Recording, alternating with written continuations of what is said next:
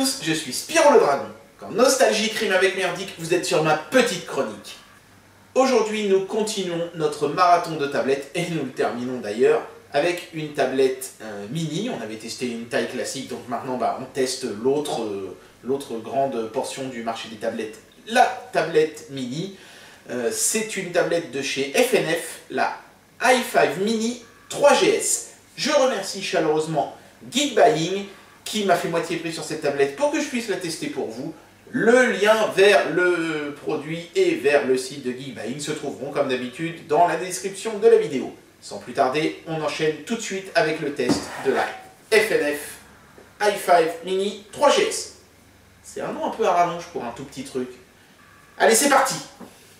Bien, alors, avant de vous expliquer pourquoi j'ai choisi ce produit et pas par exemple une Mi Pad de chez Xiaomi, parce que je sais que beaucoup de gens auraient certainement apprécié ce test-là, mais bon, il y en a plein d'autres déjà, il y a plein de reviewers français qui l'ont déjà testé, etc.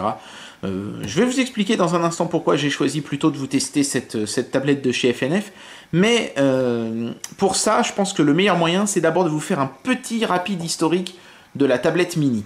Alors c'est parti. En 2010, Steve Jobs, le grand patron de la société américaine Apple, introduit sur le marché international un produit révolutionnaire portant le nom de iPad. Cette tablette tactile, répondant avec le moindre effleurement de votre doigt, aura un succès instantané et prendra par surprise la concurrence. L'éternel rival d'Apple, la société américaine Google, devra rapidement trouver un système alternatif. Ce sera le système Honeycomb en 3.0, mais ce système mettra plusieurs mois à arriver et il n'est pas question pour les entreprises comme Samsung ou HTC de se laisser distancer et ces sociétés vont devoir se contenter de tablettes tournant sous Android 2.x. Le problème de ce système d'exploitation étant qu'il ne prend pas en charge les écrans de plus de 7 pouces. Les tablettes comme la Galaxy Tab P1000 ou la HTC Flyer seront donc des problèmes industriels plus que des choix délibérés du constructeur de faire des petits produits. Mais étonnamment, ce qui devait être au départ un inconvénient deviendra rapidement un avantage.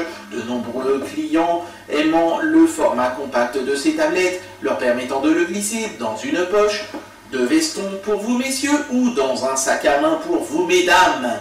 La tablette tactile de petite taille verra même son formidable périple continuer lorsque Android sera mis à jour sur Ice Cream Sandwich et que Google choisira malgré tout le format 7 pouces pour sa tablette Nexus 7. Voilà, j'espère que ce petit cours d'histoire vous aura plu. Alors, du coup, pourquoi est-ce que j'ai choisi de tester cette petite tablette de chez FNF et pas la tablette la plus populaire de chez Xiaomi? En fait, c'est parce que je me suis dit que une petite tablette, c'était populaire parce que c'est quelque chose qu'on trimballe, qu'on emmène avec soi. C'est pas quelque chose qui reste à la maison. Et je me dis, ça sert à quoi, quand on trimballe quelque chose, d'avoir une puissance démesurée? À pas grand-chose. Par contre, ce qui est plus utile d'avoir quand on se déplace, c'est quelque chose qui fait tout. Je vais vous donner une analogie très simple. Parlons coutellerie. Vous prenez un grand couteau de cuisine qui tranche super bien, très puissant, très balèze. C'est bien, mais à trimballer, c'est à chier. Alors que si vous emmenez un couteau suisse, c'est vrai que pour tuer le voisin, c'est moins pratique. Mais par contre, quand il s'agit de faire tout un tas de petits bricolages, choses qu'on peut être amené à faire en déplacement quand on a un petit pépin, on s'en sort mieux avec un couteau suisse qu'avec un grand couteau de cuisine. C'est la raison pour laquelle aujourd'hui donc je vais tester cette tablette, parce qu'elle fait tout. Elle est incroyable cette tablette, elle fait un nombre de trucs incroyables. Mais ça, on va en parler quand je vais vous la sortir de la boîte. Et la boîte justement, la voici. Ok, donc comme vous pouvez le constater, cet emballage est assez bariolé. Et au moins on ne pourra pas reprocher à FNF d'avoir voulu imiter Apple sur ce coup-là. Ils ont vraiment leur propre identité visuelle, un petit peu à la Austin Powers, hein, les 70s en folie. Il n'y a pas grand-chose d'écrit en plus sur la boîte. Il y a le logo FNF en bleu ici, dans le coin supérieur gauche. Et dans le coin inférieur droit, on a un truc marqué avec 8. Est-ce que c'est la diagonale de l'écran 8 pouces? Est-ce que c'est le nombre de cœurs 8? Je pense que c'est le nombre de cœurs, hein, puisqu'il me semble reconnaître le même symbole que sur l'octocœur qu'on avait testé précédemment. effectivement, c'est un octocoeur. C'est pas un octocoeur Big Little, celui-ci. C'est un octocoeur, je sais plus si c'est A12 ou A15. Enfin, ce que je sais, c'est que c'est un octocoeur de chez Mediatek. Je sais pas si sur la boîte ce sera marqué, on va regarder un petit peu tout ça en détail. Mais en tout cas, sur la face avant, à part le logo à répétition, il n'y a pas grand chose. Hein. Il n'y a même pas le nom du produit, quoi. Sur une des tranches, on voit juste le logo du constructeur. Et c'est seulement sur cette tranche-là qu'on voit marqué, enfin, i5 Mini 3GS. Voilà, ça c'est le nom du produit qu'on va tester aujourd'hui. Voilà, pas grand chose à dire d'autre. L'étiquette là est à l'envers. Donc la tablette fait 7,9 pouces. 3G Retina. 16, ça doit être la capacité puisqu'elle fait 16 Go. Le tampon du Quality Check. Sur le dessous, il y a... Attendez, je vais mettre mon pouce ici parce qu'il y a l'email. Et comme j'ai l'intention d'offrir cette tablette à mes parents, je le cache un petit peu. Mais il y a le numéro de série et l'email sur cet autocollant ici. Et puis, autrement, on voit toutes les coordonnées du constructeur et même son numéro de téléphone marqué en bien gros avec marqué Service Hotline. Je ne sais pas si ces gens-là peuvent vous répondre en anglais, mais en tout cas, leur numéro est en bien gros dessus. Ça, c'est plutôt bon signe en général. Comme sur la Honda, on avait des autocollants qui scellaient l'emballage. Bon, évidemment, moi, depuis un bon moment maintenant, je les ai retirés. Donc maintenant, on va passer à l'unboxing. C'est parti.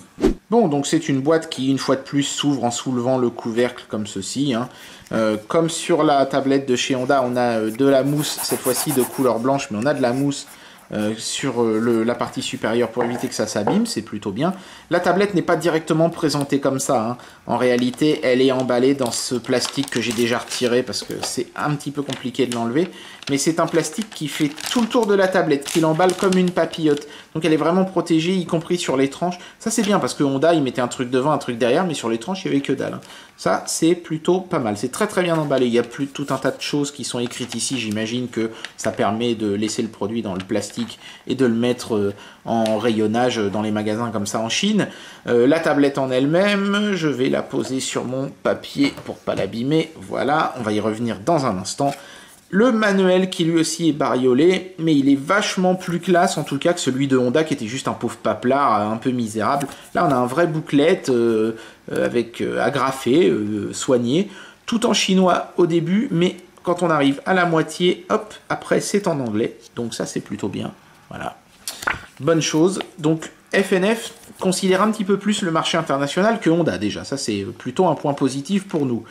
Donc ici on a le soi-disant contrat, le certificat d'authenticité, un petit peu plus évolué que celui de Honda, puisqu'il y a quand même 2-3 petites choses décrites, et puis le fameux tampon Quality Assurance, comme quoi quelqu'un a vérifié cette tablette, qu'elle était bien fabriquée, etc. Et tout, c'est formidable, merci beaucoup. Ici, on a un papier avec, en fait, c'est inscrit les instructions pour comment renvoyer la tablette au fabricant si elle a un problème. Encore une fois, il y a les emails et tout ça. Ici, c'est la même étiquette qu'au dos de la boîte, donc je la couvre. Et puis ici, vous mettez votre nom, votre prénom, votre adresse mail et tout ça pour qu'on vous renvoie une tablette réparée si vous aviez eu un éventuel problème. Voilà, bon, c'est tout marqué en chinois, hein, donc évidemment, en France, ce sera un petit peu plus compliqué. Il faudra voir ça avec leur vendeur. Et puis ici, on a une carte VIP. C'est super, même si je comprends rien. Et tout ce que je peux comprendre, c'est l'adresse du site, là, 5fans.com.cn. Donc j'imagine que c'est un site communautaire où on peut s'échanger, je sais pas, peut-être des ROM custom ou des choses comme ça. Avant de regarder ce qu'il y a en dessous, je voudrais revenir sur le plastique. Vous avez remarqué qu'il y avait des choses décrites. Et si vous regardez attentivement, par endroits, on peut voir des smileys comme celui-ci, là, ou celui-ci, là, vous voyez, comme ça, tac. Et je crois qu'il y en a un autre encore, voilà, ici. En fait, il a fallu que je demande à ma femme, qui est hongkongaise, de me traduire ça, et c'est écrit si je tombe en panne, tu peux me réparer en appelant ce numéro, mais n'essaye pas de réparer toi-même, etc. Un peu comme on avait dans les manuels des vieilles Game Boy, où on faisait toujours parler le produit en disant attention, ne m'essuie pas avec de l'alcool, parce que je tiens pas le pinard, etc. Enfin bon, c'était toujours tout un tas de conneries, mais bon, c'est amusant, le clin d'œil est rigolo. Donc, quand on soulève cette partie-là, on a à nouveau un carton plié, c'est pas compartimenté comme Honda, mais dedans on trouve un câble de synchro USB. C'est bien calé, hein, c'est pas évident, mais voilà, je vous le sorte quand même. Voilà, donc un petit câble de synchro qui est soigneusement emballé. bon, qui est de qualité standard, j'ai envie de dire. Ouais, il y a quand même une certaine rigidité, ce câble, il est pas mal, hein. Je suis agréablement surpris. Non, c'est bien. C'est bon, avec le petit logo FNF, c'est bien, c'est soigneusement emballé. On a le chargeur, qui est en format chinois, bien sûr. Pareil, pas évident à sortir. Tout ça est bien calé, hein, ce qui est plutôt bon signe, hein. Ça veut dire que l'emballage a été soigné. Donc en général, quand l'emballage est soigné, le produit l'est aussi, enfin, la plupart du temps. C'est un chargeur d'un genre que j'avais jamais vu, parce que c'est un chargeur qui est vraiment propre à FNF, comme Honda avait ses propres chargeurs d'ailleurs. Plus compact que celui encore de Honda, vraiment très petit, bon, avec des broches plates, comme toujours, hein, pour les adaptateurs chinois. Et celui-ci, Honda crachait 2,5 ampères, celui-ci crache 2 ampères, un petit peu moins. Mais bon, c'est une tablette mini, donc avec une batterie moins balèze, donc ça chargera quand même très vite avec 2 ampères. Donc ça, c'est plutôt bien. Il a l'air de très bonne qualité, ce chargeur. Le plastique est vraiment très agréable au toucher. Bon, par contre, la bande orange, je suis peut-être un petit peu moins fan, mais bon, ça, c'est de l'ordre du détail. Et puis, Geekbuying m'avait glissé dans le colis, je vais vous le montrer, hein. Si vous achetez la tablette chez Geekbuying, vous l'aurez aussi, donc ça peut vous intéresser. Ce petit adaptateur qu'on clipse tout simplement, en fait, comme ça, sur le chargeur. Tac, et voilà, ça vous fait un chargeur français. C'est pas très élégant comme solution, mais ça fonctionne, hein. Voilà, bon. Ceci étant dit, hein, si vous avez un chargeur 2 ampères, je sais pas, un chargeur d'iPad ou autre qui traîne chez vous, ça marchera aussi, hein. Vous n'êtes pas obligé d'utiliser le chargeur de chez FNF. Mais vous pouvez, vu qu'il a l'air de bonne qualité, je ne pense pas que ce sera un truc qui mettra le feu chez vous. Voilà, donc j'ai posé ma petite tablette sur mon papier quadrillé, hein, pour les mêmes raisons qu'avec la Honda. Évidemment, celle-ci est beaucoup plus compacte, du coup, même verticalement, elle tient bien dans le cadre de la caméra. Ça, c'est un point positif. Merci FNF, enfin, en même temps, c'est pas grâce à eux, hein, c'est le format de la tablette qui veut ça. C'est un format vraiment typique iPad mini, c'est-à-dire c'est du 4 tiers en 7,95 pouces. Par contre, la résolution d'écran est la même que celle de l'iPad mini Retina, c'est-à-dire qu'on a 2048 comme ça, par 1536 pixels, donc un PPI à 327, ce qui, pour un produit quand même dans cette gamme de prix-là, est assez exceptionnel. La tablette en elle-même, elle est protégée par un film que je vais retirer tout de suite. Vous voyez, hop, voilà. Tac. Et puis, comme chez Honda, il y a un film écran qui est préposé, mais un petit peu moins bien, hein. Par exemple, dans le bas ici, je ne sais pas si je vais réussir à vous le montrer, mais il y a des... voilà, ça se voit mieux là. Vous voyez, c'est pas parfaitement bien collé, le film écran, il y a des petites bulles d'air. Même chose là, autour du haut-parleur frontal. Bon, c'est pas dramatique, hein, ça reste quand même exploitable, mais bon... en tout cas, sur l'écran en lui-même, il n'y a rien. C'est nickel à ce niveau-là. Donc après, ce qui se passe sur les contours, c'est vrai que c'est un peu du chipotage. Comme sur la Honda, c'est très réfléchissant. Coucou, vous me voyez de nouveau.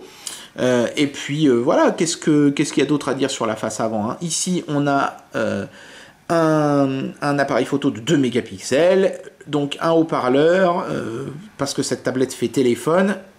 Vas-y, fais le point, oui. C'est pareil, hein, que la Honda, hein. Aussi longtemps qu'on n'aura pas allumé la tablette, on va avoir des problèmes de mise au point. Surtout qu'en plus, aujourd'hui, la luminosité n'est pas terrible. Donc, je disais, il y a un haut-parleur ici frontal parce que cette tablette peut faire téléphone. On y reviendra. Et vous voyez que, en fait, le protège-écran dépasse un petit peu à droite du haut-parleur. Bah, c'est parce qu'ici, il y a un capteur de proximité et de luminosité. Bon, ça, c'est une bonne chose parce que c'était pas présent sur la Honda, tout ça. Bon, en même temps, la Honda, elle faisait pas téléphone, hein. On ne la voit pas forcément très bien. Tout à l'heure, on la voyait mieux. Je vais essayer de vous la remontrer à nouveau. Voilà, je ne sais pas si vous la distinguez légèrement ici. Il y a un point plus clair. En fait, il y a une LED de notif sur cette tablette. C'est-à-dire que quand vous recevez une notification, quand vous la chargez ou quand la batterie est à fond, il y a une LED de couleur. Donc bleu, c'est quand vous avez une notif.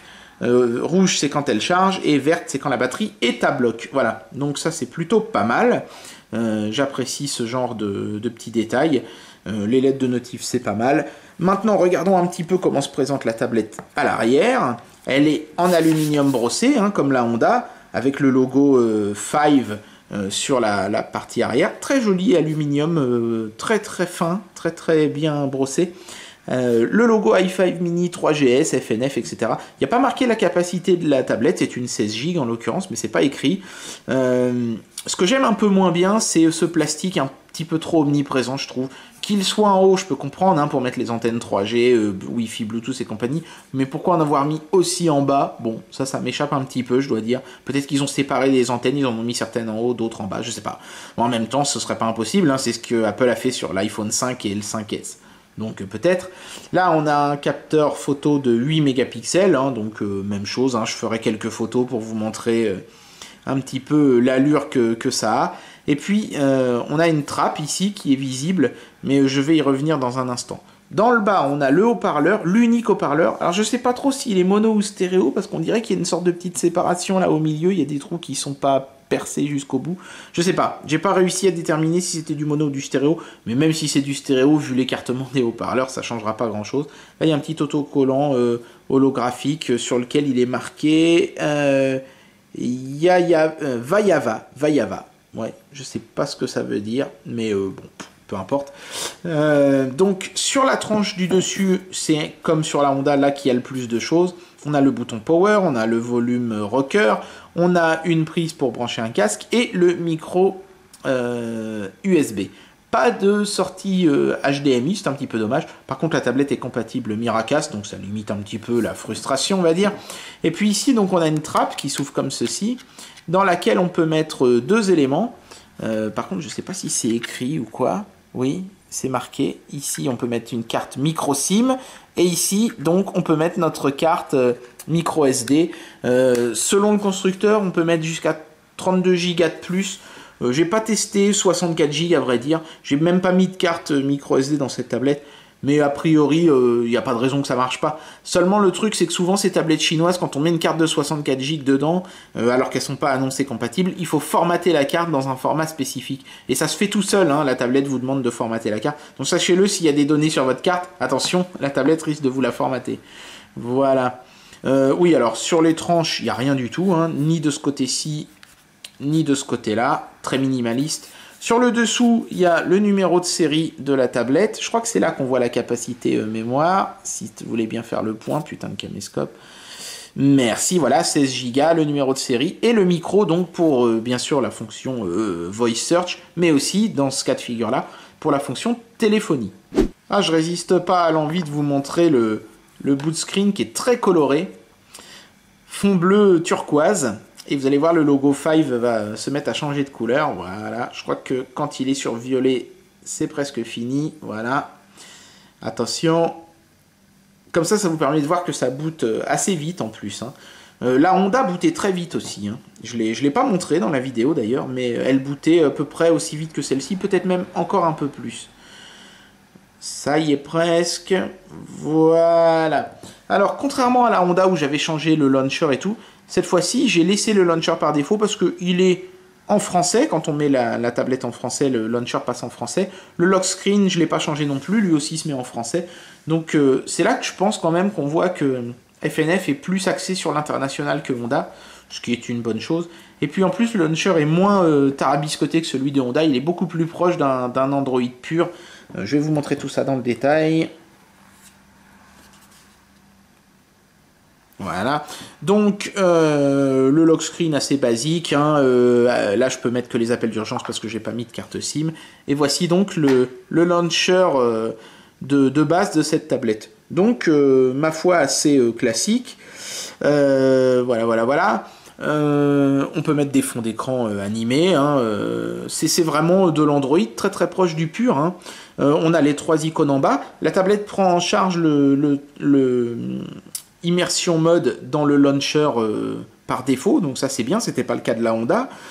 Par contre, ça a été un peu skinné, c'est-à-dire que le semi-translucide a été remplacé par du totalement transparent en bas et par une barre légèrement grisée en haut, mais c'est joli, c'est assez classe. Et je trouve que ça agrandit un peu l'écran sur une tablette qui est déjà assez ramassée, c'est plutôt pas mal. Voilà. Donc, vous noterez aussi que certaines icônes ont été skinnées, comme musique, galerie, calculatrice, etc., agenda. D'autres ont été laissées telles quelles, comme le Play Store. Mais par contre, quand vous avez une icône telle quelle, hein, je vais mettre des applis classiques pour bien vous le montrer. Je vais essayer de zoomer au maximum. Voilà. En fait, les icônes ont un petit carré gris dans le fond. Un peu comme ce qu'on avait sur la JXD, sauf que sur la JXD, ça mettait tout un tas de couleurs. Là, ça reste tout le temps gris, c'est plus sobre. Mais ça harmonise les icônes entre elles. Bon, elles sont un peu plus petites du coup, mais elles sont toutes identiques. Elles ont une consistance qui plaira peut-être plus à certaines personnes. Moi, personnellement, ça n'a aucune importance pour moi. Hein. Je m'en fous que mes icônes n'aient pas toutes exactement la même forme. C'est pas quelque chose qui me chagrine plus que ça. Voilà, donc là, j'ai pas installé énormément de choses sur cette tablette, puisqu'elle est déjà blindée de fonctions, et c'est ça qui m'intéresse, c'est ça que j'ai envie de vous montrer. Mais vous pouvez voir que le launcher il est bien fluide. Il n'a pas d'effet 3D comme Apex par exemple, ça reste assez 2D comme interface, mais c'est très très fluide et ça fonctionne très très bien. Il n'y a vraiment aucun problème. Le drawer est semi opaque, c'est-à-dire qu'on continue à voir derrière, vous voyez, le fond d'écran animé, mais par contre je crois que le touch est pas actif, bon, peu importe, c'est pas grave. Et vous voyez que le drawer permet d'afficher pas mal d'icônes, c'est plutôt bien foutu, c'est un excellent produit à ce niveau-là. Voilà. Donc pas besoin de changer le launcher, si vous n'êtes pas bidouilleur, je pense que cette tablette vous conviendra mieux que la Honda à la rigueur. Bon, par contre évidemment il faut aimer les tablettes avec des écrans un peu plus petits. Voilà. Bon, on va tester quelques logiciels, hein, histoire que je vous montre les différentes fonctionnalités de l'ensemble. Est-ce que je vous montre, oui, le tiroir des applications, c'est celui par défaut d'Android. Ça, il n'y a pas grand-chose d'intéressant à dire là-dessus. Donc, enquillons tout de suite avec les fonctionnalités. Ah si, un dernier petit truc, parce que j'en ai pas mis, mais on peut, hein, en restant appuyé, voilà, ça fait apparaître un petit menu ici en bas, on peut changer le fond d'écran, on peut accéder aux paramètres, mais surtout on peut mettre des widgets, hein. Il n'y a aucun problème, ça fonctionne. Bon là, en l'occurrence, j'en ai pas mis, enfin si, j'en ai mis un pour la météo, mais on peut en mettre un autre, hein. Par exemple, je peux mettre, tiens, télé loisirs, comme ça, tac, ici, voilà, boum, et puis ensuite je peux défiler, ça fonctionne très très bien, il n'y a aucun problème, hein. Bon, alors je vais me débarrasser tout de suite de la fonction téléphonique, hein, parce que ça n'intéresse peut-être pas grand monde. Sur une tablette, c'est vrai que téléphoner, bon, ça peut dépanner, hein, c'est vrai que c'est absurde quand on a un produit qui fait la 3G, qui a un écran, qui a un micro, qui a un haut-parleur, de pas pouvoir téléphoner, j'ai toujours trouvé ça un peu bizarre. C'est un peu comme si, je sais pas, vous aviez un couteau qui coupe pas, ou des trucs comme ça. C'est bien hein, de pouvoir surfer en 3G, mais c'est bien aussi de pouvoir passer un coup de fil. Un coup de fil peut sauver une vie, hein, vous savez ce qu'on dit. Donc le dialer par défaut a été légèrement skinné, c'est pas tout à fait celui d'Android stock. Voilà le clavier notamment qui apparaît, mais on a une sorte de skin blanc derrière. Mais c'est propre, c'est bien fait, c'est très agréable. Alors j'ai pas précisé, hein, mais cette tablette est sous KitKat 4.4.2 comme la Honda. Donc toutes les applications Google sont supposées être les dernières en date.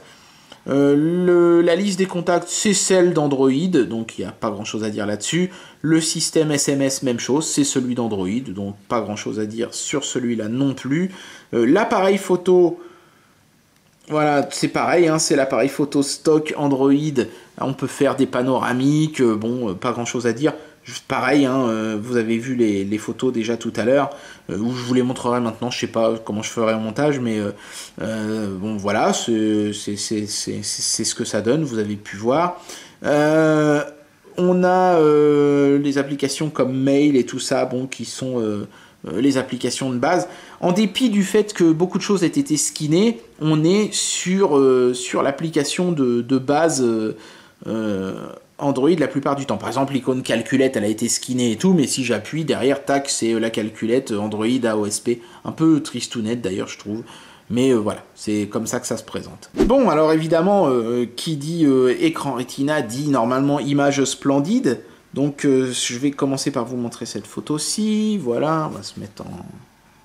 Voilà. Donc oui, l'écran est très très beau. Ça, il n'y a pas de problème. La finesse est remarquable, les détails sont vraiment somptueux. Par contre, au niveau de la couleur, j'aimais mieux celle de Honda, je trouvais que les couleurs étaient plus pétantes. C'est pas que cet écran-là est terne, hein, mais il manque peut-être un tout petit chouïa de contraste.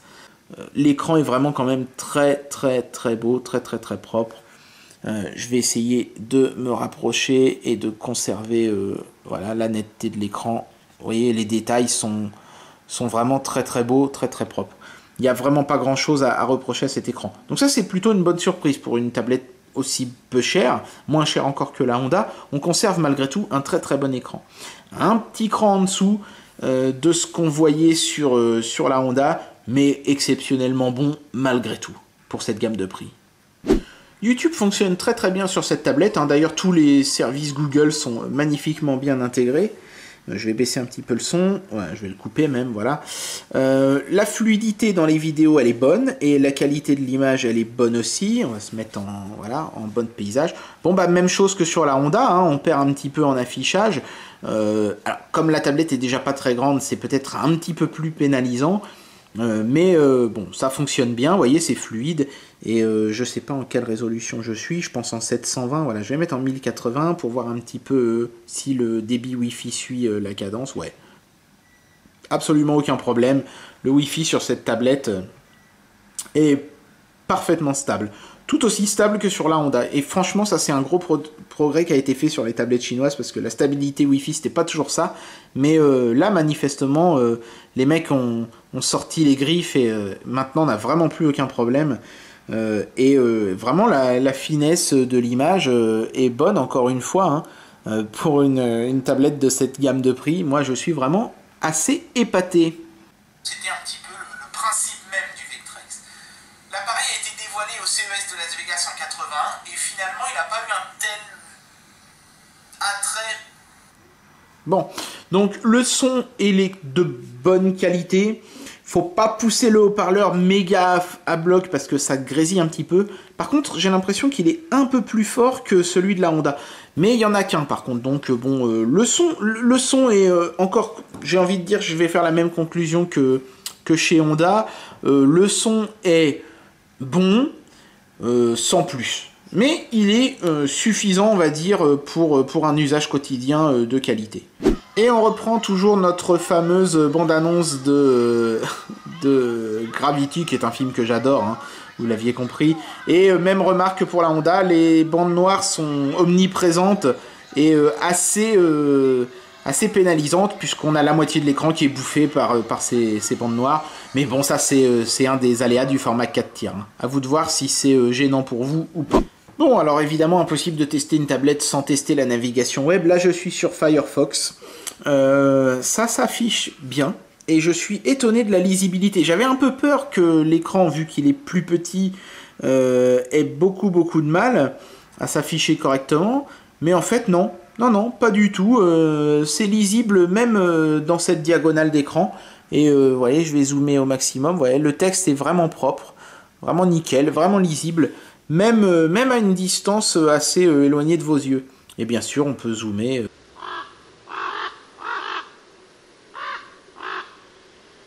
Le flash s'affiche avec le son, sans le moindre problème et parfaitement fluide. Donc ça, c'est plutôt cool une fois de plus.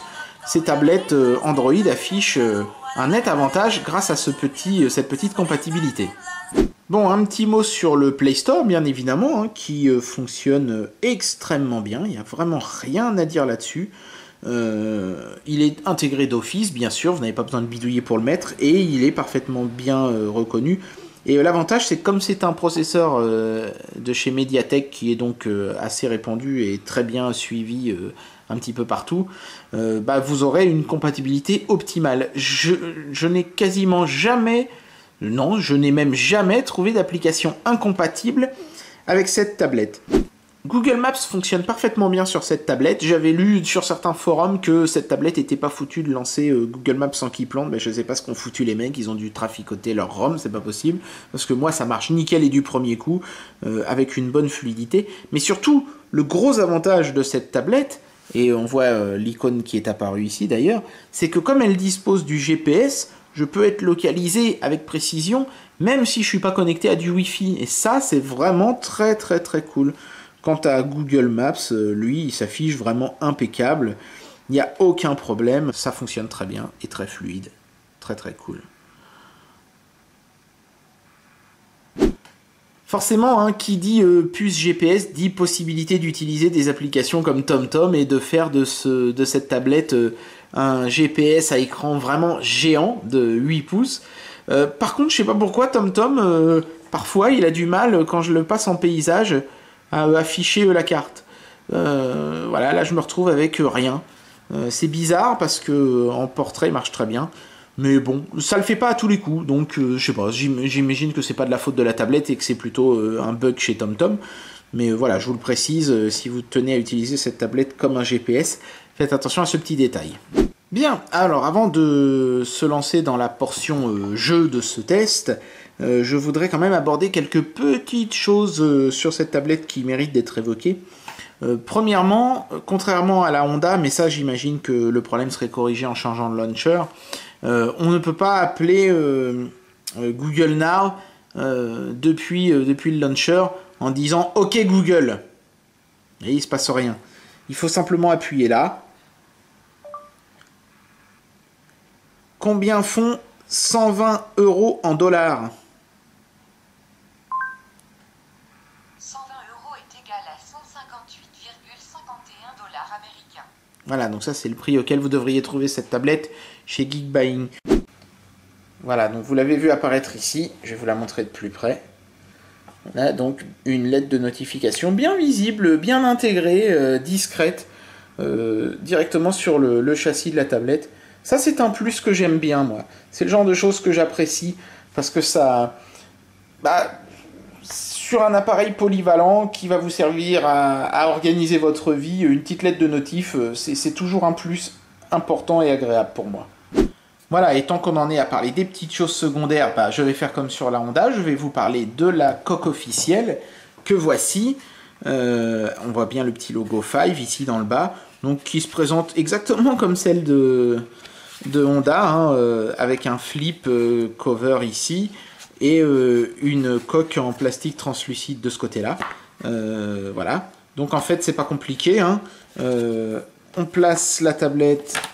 Donc toujours, hein, je vous recommande, moi personnellement, hein, vérifiez bien qu'il n'y ait pas de poussière ni d'un côté ni de l'autre, voilà. Toujours mettre le côté droit en premier, comme ça, tac, et ensuite on pousse de chaque côté là, tac. Alors il faut bien pousser hein, sur la FNF, voilà, pour que, tac, le plastique vienne bien se mettre partout, pareil. Et hop là, c'est beau, c'est élégant, c'est fin, c'est impeccablement bien. Juste un petit reproche, on ne peut plus ouvrir la trappe pour carte SIM et carte micro SD. Bon là c'est là peut-être qu'on se dit qu'ils auraient mieux fait de mettre des fentes comme avait fait Honda sur le dessus plutôt que de cette petite trappe à la noix. Mais bon c'est du chipotage, hein. Voilà, normalement une fois que vous avez mis vos cartes, vous ouvrez pas la trappe tous les 36 du mois, hein. C'est rare. Et puis alors, petit point extrêmement positif, et là je dis bravo FNF parce que Honda avait séché à ce niveau-là. C'est une vraie smart cover, c'est-à-dire que si j'ouvre, la tablette sort de veille, et si je referme, la tablette s'éteint.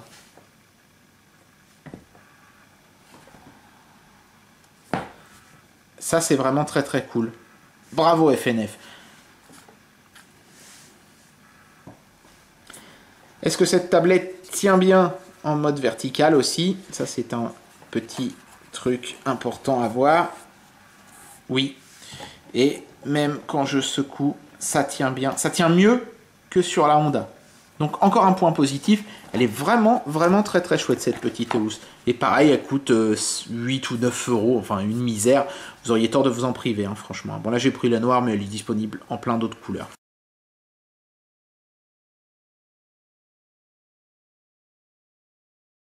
Donc allons-y, hein, jouons à Angry Birds. Donc là, j'ai rien déverrouillé, donc on commence au niveau 1. C'est beau, hein, les couleurs sont assez sympas. Plus le temps passe et plus je le trouve bien finalement cet écran.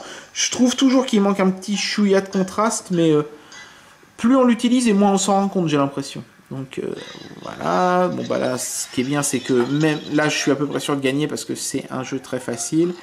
Et voilà. Alors... c'est fluide, il n'y a pas de problème, hein. Mais on sent déjà, malgré tout, même sur un petit jeu comme Angry Birds, on sent déjà que on n'a pas autant de puissance que sur la Honda, quoi. Il n'y a pas de gyroscope sur la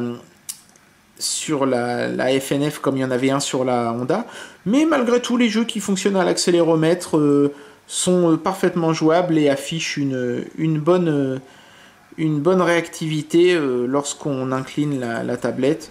Donc il y aura quand même moyen de s'amuser au jeu qui utilise les capteurs de mouvement.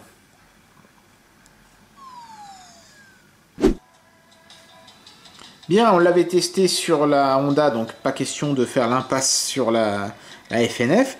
Que vaut Fruit Ninja sur cette petite tablette?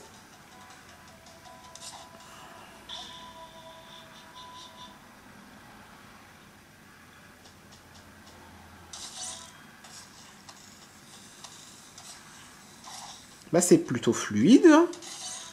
Et je suis impressionné parce que vraiment, pour ceux qui pensent que l'octocœur c'est inutile, etc. et tout, ce jeu ramait sur ma Nexus 10 et là il est fluide. Alors c'est vrai que la Nexus 10 a une résolution encore plus élevée que cette petite tablette, mais bon putain c'est nickel quoi. Moi je suis vraiment, vraiment très agréablement surpris. Hein. Bon, alors, ne tournons pas davantage autour du pot et lançons tout de suite un très gros jeu. Hein. On va prendre Real Racing. Alors, je commence tout juste le jeu, donc voyez, j'achète la première voiture. Donc, comme ça, vous pouvez un peu constater la fluidité. C'est pas mal. C'est pas mal. Par contre, le jeu est clairement pas lancé en full. Hein. On voit bien, il y a de l'aliasing, les textures de la route sont pas au top moumoute. Mais compte tenu du fait que il s'agit d'une tablette qui n'est pas gamer, mais plutôt d'une tablette qui est polyvalente, qui est capable de tout faire, je trouve qu'on s'en sort pas mal. Hein. Allez, essayez de jouer quand même un petit peu. Ça va, ça rame pas trop quand il y a beaucoup de choses à l'écran. Bon, le framerate n'est pas extraordinaire, mais il y a moyen de s'amuser quand même, on dirait. Hein.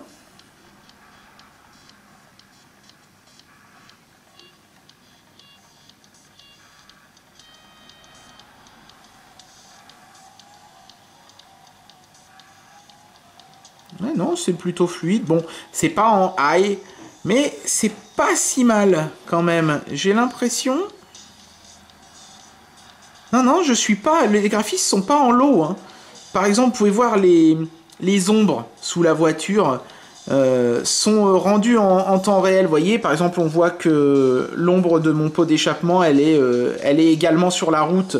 Alors que quand on est en low, dans ce jeu-là, l'ombre, c'est juste une sorte de halo sous la bagnole, quoi, qui prend pas la forme, qui s'oriente pas en fonction du soleil. Donc là, je pense que les graphismes doivent être en médium.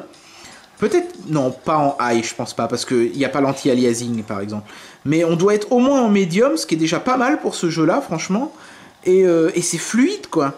Donc le Mali 450 peut encore agréablement surprendre. Hein. Bon, c'est quand même un octocœur, hein, ce GPU, hein, c'est pas si mal. Hein. Eh bah putain, moi qui pensais offrir cette tablette à mes parents, si ça continue, je vais me la garder pour ma gueule, hein, parce que franchement, elle est vraiment nickel. Je pensais que le jeu allait être en low ou ramer, et en fin de compte, non seulement il est fluide, mais en plus il se lance en médium pour Real Racing, qui est quand même un jeu assez gourmand. C'est une excellente surprise. Bon, allez, il nous reste quand même un truc à tester, hein, c'est les émulateurs, et même chose que sur la Honda, je vais me contenter de lancer celui qui est le plus délicat, PPSSPP, d'ailleurs, vous voyez, c'est le seul que j'ai installé. Voilà. Et même chose, je vais lancer le même jeu, hein, Tomb Raider Anniversary.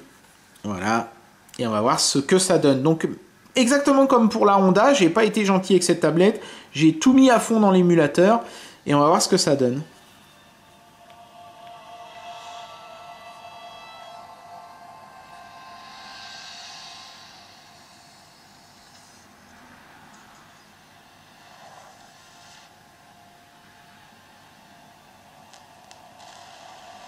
Bon, même chose sur les cinématiques. Hein. Elles sont un peu lancinantes. Par contre, pourquoi mon bouton start veut pas marcher là? Bon, c'est pas grave.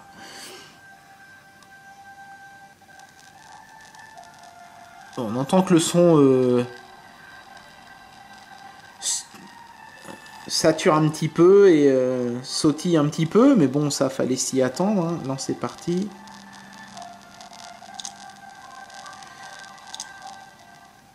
Voilà.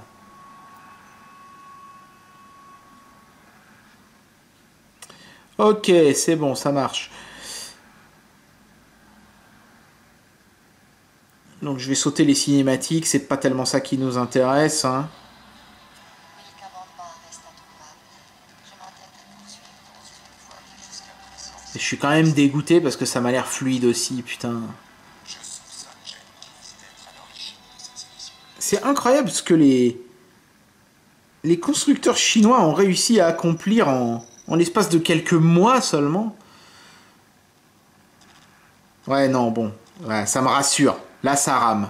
Ça rame moins que sur Magie XD, mais nettement plus que sur la Honda. Vous voyez, le jeu se joue au ralenti. Il est jouable, mais il est au ralenti. Je pense que quand il y aura un peu moins de détails à l'écran, ce sera moins problématique.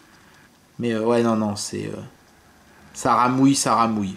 Donc c'est là qu'on voit qu'on est clairement sur du matos qui n'est pas du même niveau que la Honda en termes de gaming. Voilà, j'ai fait le tour de cette tablette et comme je m'y attendais, hein, les performances ne sont pas aussi bonnes que sur la Honda, on l'a particulièrement constaté avec les émulateurs. Mais par contre, pour les autres jeux Android, j'ai été vachement surpris. Je pense que les éditeurs font plus d'efforts pour optimiser leurs jeux sur les SoC de chez Mediatek, parce que comme c'est ce qui équipe majoritairement la plupart des smartphones et donc des tablettes chinoises comme celle-ci, et bah du coup ça fait beaucoup de clients potentiels. Donc c'est plutôt une bonne surprise. En termes de perf, cette tablette est loin d'être autant à la ramasse que je l'aurais craint. Bon, on s'en est servi moins longtemps que la Honda et l'autonomie de la batterie est tombée à 88%. Donc la batterie aurait pu avoir 500 mAh de plus, que ça aurait pas été du luxe. Bon, l'autonomie reste correcte quand même, hein. Je pense qu'on atteint facilement les 7 heures en utilisation normale. L'écran est très joli. La tablette fait plein de choses différentes. Le son est plus puissant que sur la Honda, mais par contre il est pas stéréo et il sature peut-être un petit peu plus aussi. Mais globalement, c'est vraiment une tablette qui fait plein de choses, qui le fait bien et qui n'a pas des performances complètement nulles non plus. Et bien voilà, c'était le test de la FNF i5 Mini 3GS, un produit polyvalent qui fait plein de choses. Je m'excuse pour ceux qui auraient préféré certainement le test de la Mi Pad, mais elle était plus chère et ça dépassait mon budget et celui du donateur. Et deux, j'avais plutôt envie moi de tester un produit qui faisait plein de choses différentes. Bon, la Mi Pad, c'est une tablette un peu, j'ai envie de dire, gamer avec son Tegra K1. Ça, c'est plutôt une tablette pour un usage quotidien, pour faire tout un tas de choses différentes. Et franchement, c'est un produit épatant. Moi, j'ai été très agréablement surpris et j'espère que vous l'aurez été aussi. Encore un grand merci à Geek Buying. Et n'oubliez pas, quand nostalgie crime avec merdique, vous êtes sur ma petite chronique. Salut!